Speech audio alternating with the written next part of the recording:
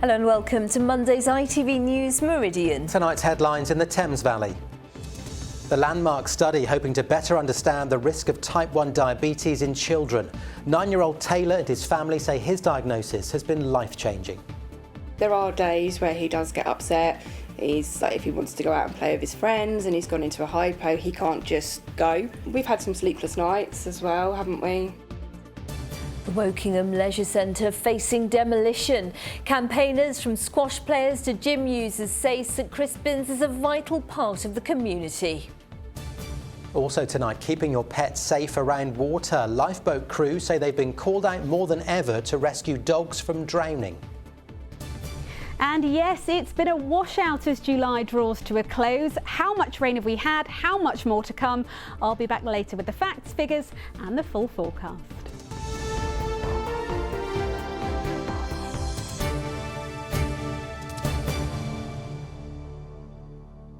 Good evening.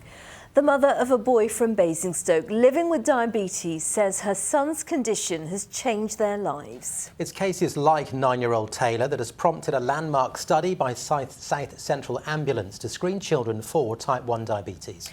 The service is the first in the country to test children between the ages of 3 and 13 at GP centres, schools and community centres to help save lives. Cara Digby has our report. It's not what a child wants to be doing during the school holidays, but this finger blood test could find out their risk of developing type 1 diabetes. The tests are being carried out by paramedics from South Central Ambulance Service. They're helping with the ELSA study. Blood samples are analysed by researchers at the University of Birmingham. Results are sent to parents around 4 weeks later, with support offered if their child's result is positive. Especially if it's in the family, you don't want them to get sick. If we can pick it up earlier, you can start treating it at the first opportunity or preventing it with diets and things. Diabetes is caused when the immune system attacks cells in the pancreas which produce the hormone insulin. This stops it being created, causing blood sugar levels to rise.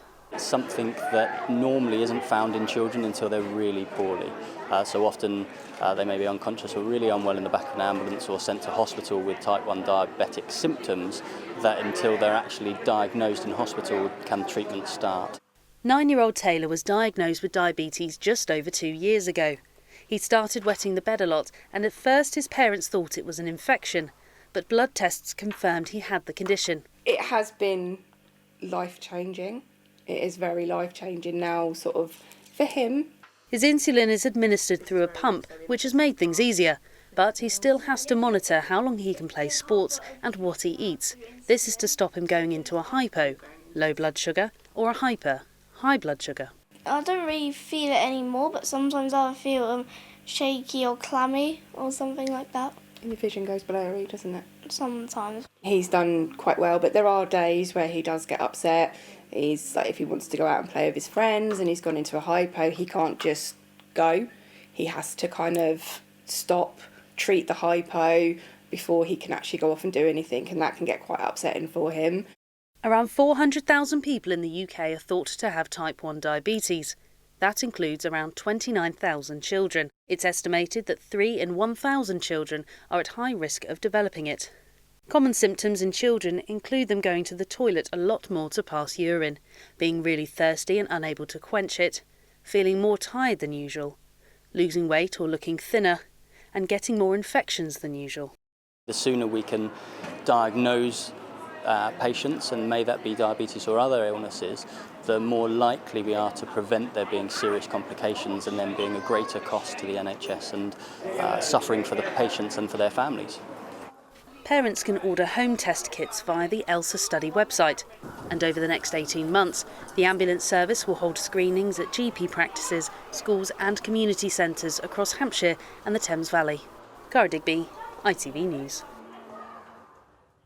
You can find more details about the diabetes study at itv.com/Meridian.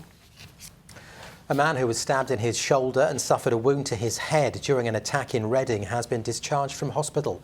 Police were called to St Mary's Butts in the early hours of Saturday morning, where they found the man in his 20s. A 32-year-old man from Ealing has been arrested on suspicion of GBH. 2 other men from Reading have been arrested on suspicion of robbery. 3 children have been praised for their bravery after a man from Banbury was jailed for sexually abusing 2 girls and a boy.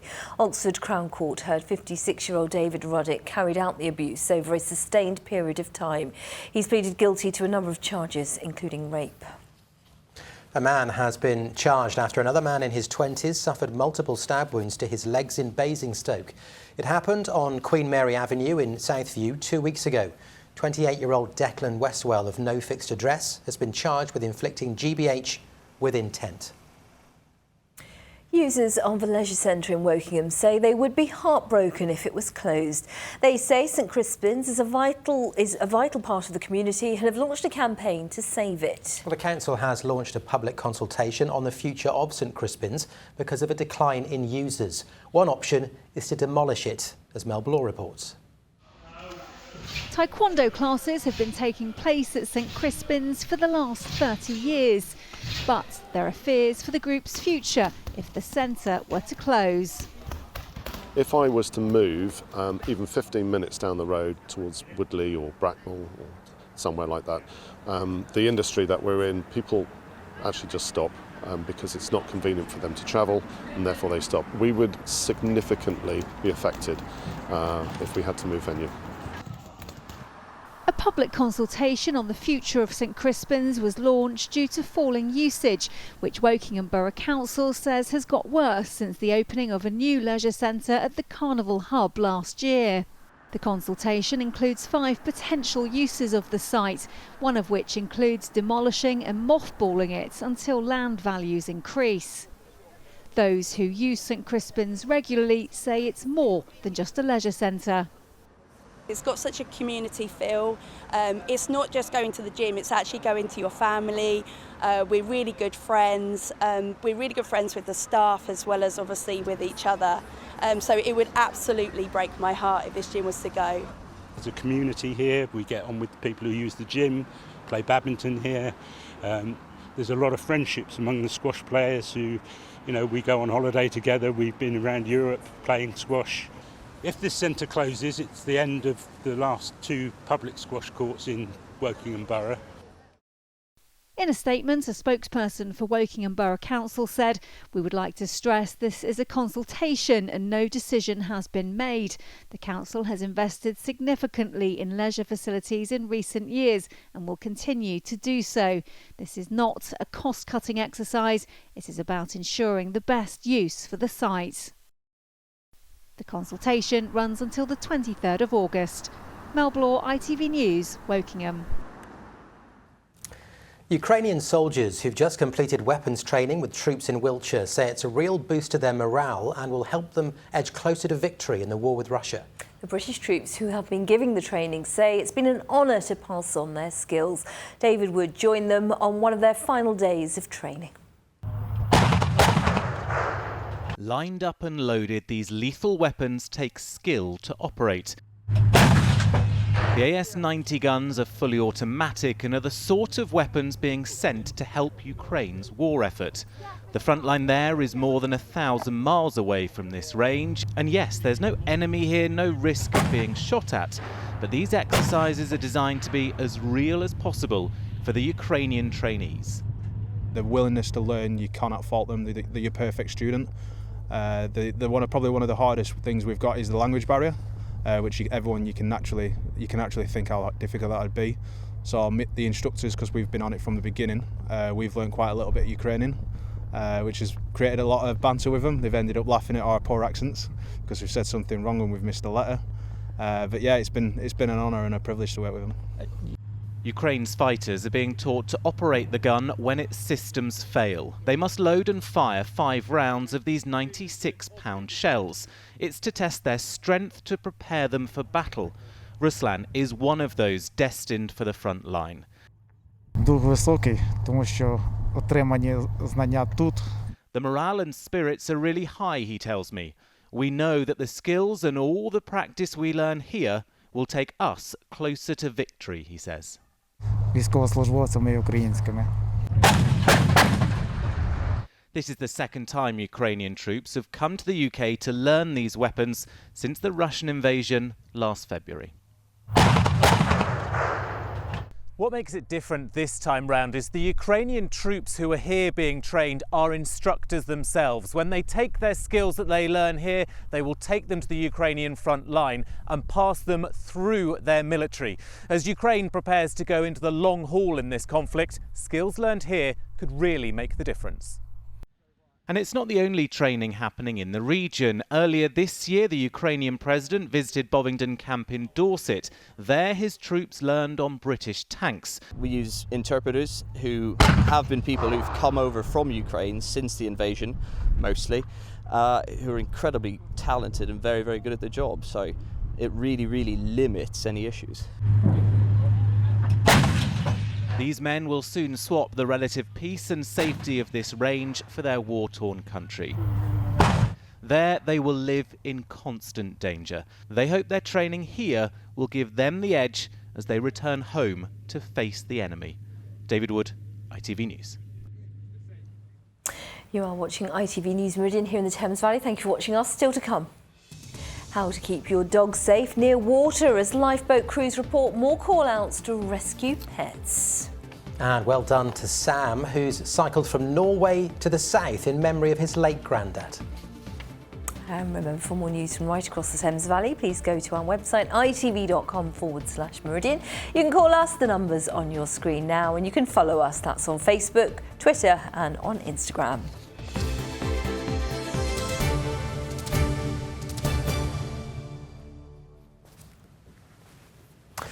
Now, there's a warning to check your mobile phone is up to date as the country's major network providers begin to switch off their 3G services. Well, the technology was the first to enable people to receive internet and data on their phones and came online in 2003. But with the rollout of 4 and 5G, the regulator Ofcom says 3G is no longer needed and turning the service off will give better coverage and reliability to its successors. Here's Nick Smith. Are you ready for the 3G switch off? In the coming months, you may notice your device will stop picking up its signal. That's because slowly but surely, its network is being turned off. People we asked in feel it's about time, as already it feels like a technology from a bygone era. I don't really mind actually, because, you know, a mobile's a mobile to me. I think the elderly that have mobile phones, I think they're going to be the ones that are going to suffer. Absolutely fine, no problem at all. I can't see that it'll affect any of the business that either myself or my colleagues conduct. As long as my phone works, I don't care, quite frankly, you know. I think they definitely need something new. Even if it doesn't work at this, they're trying to do something. If I'm ever anywhere where I've only got 3G, it's pretty useless, to be honest. You might as well have no signal, so I think we've all got used to 4G and 5G. 3G technology is now more than 2 decades old, and the body which oversees mobile networks, Ofcom, has set a date of 2033 for a full shutdown. But most major providers are looking to do it far sooner. Vodafone, whose head office is here in Newbury, has already begun to disable some of its 3G masts, aiming to have them all offline sometime next year. We've got every single site now that has 3G has 4G, and that's why we're comfortable in switching off 3G, because you've got 4G. So those running the operation tell me it's to bring wider benefits to the superior services. 4G and 5G are much more efficient technologies, so using the frequencies on 4G and 5G makes sense from a sustainability perspective. The amount of energy consumed to carry a certain piece of data on the 4G and 5G network is much more reduced compared to a 3G network, and also from a customer experience point of view, because carrying data on more modern technologies is much more efficient and much better customer experience. But smartphones, which are more than 10 years old, may not be 4 or 5G compatible, meaning often elderly or vulnerable customers may find themselves unable to access data. And some other devices, such as care alarms, also rely on the 3G network and will need to be upgraded. What I would suggest is if you have a device that only uses 3G, to get in touch with your provider, probably sooner rather than later, to make sure you know exactly when the change will happen and what you need to do. But tech experts say it's all part of embracing a future where we are ever more reliant on our smart devices. Everything we use now depends on data, and data has become the lifeblood of these networks. We need that capacity to multitask. I mean, things like even virtual reality, artificial intelligence. So we need, in essence, a bigger and a smarter pipe through which these communication channels can flow.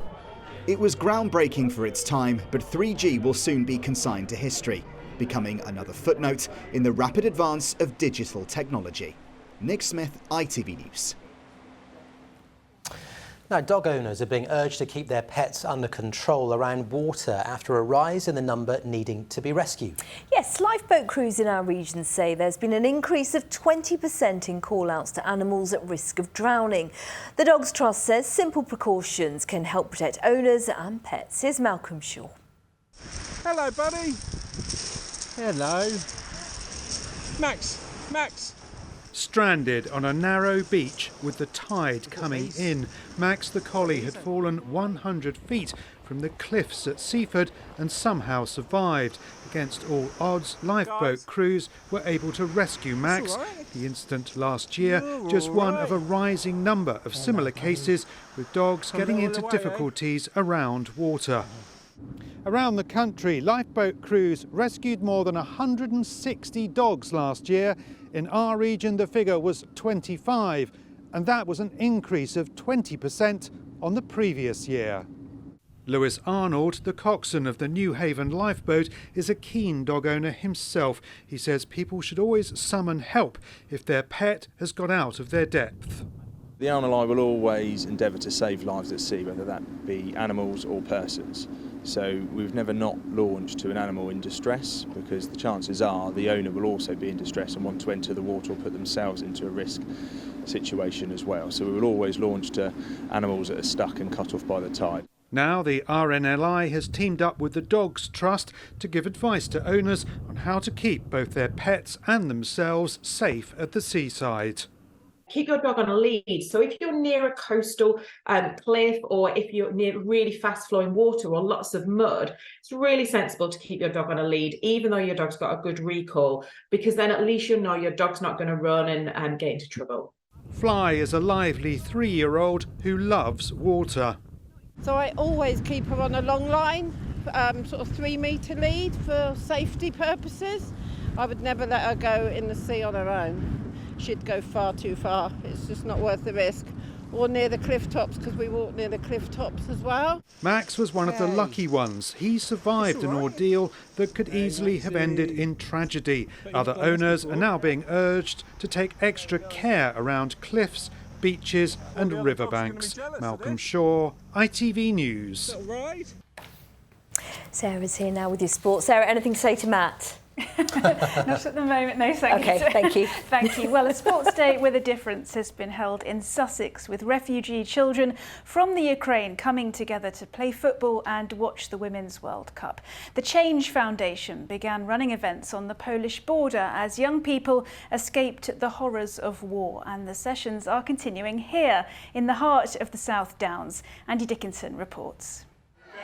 Watching the Lionesses enjoying craft and a sports day, these children seem in their element, revelling in friendship and freedom, even though so many of them have witnessed horrors. There was a lot of bombs, there was a lot of explosions, and I'm really scared. I was always crying because it is really hard to be in that place. Now, when I came to England, it started a new life. I found new friends, and it's really safe here, and I'm glad that I'm here. I love being here. It's so nice. I love running, and I love playing with my friends. I love making some stuff different from Ukraine bombs and war, because I really miss my dad. I don't see him 1 year and some months. I really want to see him, and so sad. And in England I get more friends, and I feel myself more happy because it was many bombs, and all my family was crying. So when we come here, it was really difficult because totally different language, totally different environment. But for children, it's okay. They're happy, they're safety, they adapted because they feel that people not enemy for them. For us, much more difficult because some part of our heart still in Ukraine. We have our husband, brother, father. Some of them, our friends, still there. They're fighting. Some of them died. Some of them was killed by Russia, like rescue people. Some of them was killed by Russian rocket. But we are really happy that England is a very welcome country, very friendly country for us. And some of the stories are quite dramatic, as you can hear. Like some of the dads are still stuck out there. Some of them have lost family members. They've uprooted and have to leave their whole family, and they come to a new land and learn a new language. So some of the issues they faced and have had to overcome is just amazing to see their resilience, to be fair. This charity first running these sessions on the border of a war, vowing to continue them here in playful peace. Andy Dickinson, ITV News, Ditchling. Well, they'll have another England game to watch tomorrow. The Lionesses face China in their final group match. England will qualify for the last 16 if they avoid defeat against China, and doing so would also top the group. That would set them up with a meeting with the Group B runners-up next Monday. The game kicks off at midday and is live here on ITV1. Glorious Goodwood begins tomorrow. One of the highlights of the summer racing calendar, the Sussex course will feature the world's top racehorses and jockeys and will be Frankie Dettori's final Glorious Goodwood. He's enjoyed 200 wins at the meeting. Among those enjoying racing at Cowes Week has been Princess Anne and her husband Vice Admiral Sir Timothy Lawrence. The Princess Royal is an honorary member of the Royal Yacht Squadron. Racing has resumed today after all action on the water was abandoned due to poor conditions yesterday. And finally, celebrations are underway at one of England's oldest golf clubs. Newbury and Crookham is 150 years old, and among those celebrating is Chris Ball, a club president and captain, just like his father and grandfather before him. Every time you go out there, you have successes and failures, and it's a demanding golf course. Short, tight, small greens, difficult to putt on. So if you play well, you get rewarded. And if you don't, too bad, try again next time. Good advice for golf and life. Enjoy those celebrations. I'm taking that. Sarah, thank you. Now, a man has cycled from Norway to Poole to raise money for Dorset Air Ambulance in memory of his late grandfather. Sam Cochrane completed his amazing feat of endurance to be welcomed by friends and family. He decided to embark on the gruelling trip after his granddad Thomas passed away in September. When you have grief, it consumes you. Instead of letting it consume me and become destructive, I wanted to do something constructive. That's when I chose to do the cycle, and that's why I chose to do it for the air ambulance, as they were the ones who saved his life twice. Well done to Sam. Brilliant effort for a brilliant cause. Now, we'll talk about the weather in a moment, but I'm pleased to say that one event that wasn't a washout this weekend was the first ever Wokingham's Got Talent. The event was organised to raise money for homeless and vulnerable people by the charity Wokingham in Need, and it raised over £3,000. Hundreds of people, and I'm pleased to say many of our lovely viewers, packed Peach Place to watch singers, comics, dancers and a performing dog battle it out for top spot. It was great fun, and I was one of the judges. Many congratulations to the overall winner, and hopefully we shall be able to see her soon. Ella Bishop, there she is. She won with her rendition of It's Raining Men. Now, talking of rain, Pip, that's all we're talking about. Yeah, it's been raining a lot of water. Of course, if you can remember June, it was drier, sunnier, warmer than average. July has done a complete 180. So we'll get onto the rain in a minute. Let's dig into the temperatures. We averaged around a degree below where we'd expect to see during July, but we did have some warmth. Do you remember the second week of July, a long time ago now? Around the 7th to the 13th, we did have a handful of really very warm days. In fact, we did get up into the low 30s. 31 Celsius was our top one. Reading University there on the 10th. No surprise then with the somewhat cooler conditions overall. We didn't have all that much sunshine. Around 75% of what we'd expect. It averaged out around 5.5 hours a day, which when you think how long the days are at this time of year, it's not a huge amount. But as you say, the rain very much the showstopper. We were getting around 50% more rain than we'd expect to see in a than average July. Some spots saw double what we'd expect. And if you remember the weekend 22nd, 23rd of July, we had around a month's worth of rain in just 24 hours. We've still got a few millimetres to add today, so tomorrow we'll know where we sit in terms of wettest Julys on record, but I expect we'll be up there. So, in summary, July was rubbish, wasn't it? Great. Really bad. Yeah. Is it? What's happening now? Is it going to get better, worse? Well, at the moment, it doesn't look great. I mean, this week, for a start, very unsettled. Take a look at the pressure chart. So this was the situation today. You can see low pressure very much in charge. But look to the west. As we head overnight Tuesday into Wednesday, this area of low pressure moves in. Now, of course, it's going to bring some rain. It's also going to bring some unseasonably strong winds, potentially gales along the south coast, and with trees in full leaf and lots of summer activities going on, not the best of conditions. With that in mind, let's get the details. Here's the forecast.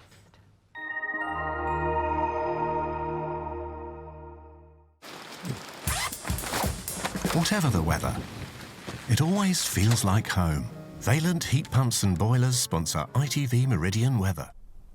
So safe to say July has drawn to a close on a rather disappointing note, and really more of the same as we head our way into August. Staying very unsettled through this week, showers or rain in the forecast, and it will also be quite windy at times as well.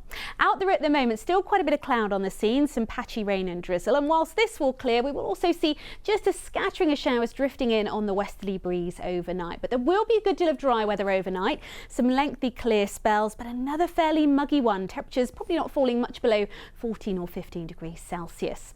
So tomorrow morning, a few showers on the scene initially, but these generally fading through the day. A good deal of dry weather tomorrow, certainly more in the way of sunshine for many of us than we've seen today, but a bit of cloud building into the afternoon, and that could spread out in places, giving a bright rather than sunny end to the day. Temperature-wise though, a little bit up on today's values in the best of the sunshine, probably peaking locally at 23 Celsius, but of course always feeling a little fresher in that brisk west to southwesterly breeze, especially so on the coast. And speaking of the coast, these are the times of high water, just the one there for Portsmouth at 11:48 in the morning. So a pretty quiet day on the whole tomorrow, but as we head overnight into Wednesday, the next area of low pressure rattles in, pushing rain our way, staying very wet and at times rather windy on Wednesday, and remaining changeable as we head towards the weekend. Vaillant Heat Pumps and Boilers sponsor ITV Meridian Weather. Matt's been watching that, rethinking his camping trip. When did you go? Wednesday? Yeah. Lovely. Apparently. Well, in just a moment here. You might be back here next week. In just a moment, the ITV Evening News with Mary Nightingale. Thank you very much for watching. I'm back at 10:30. Bye-bye. Bye-bye.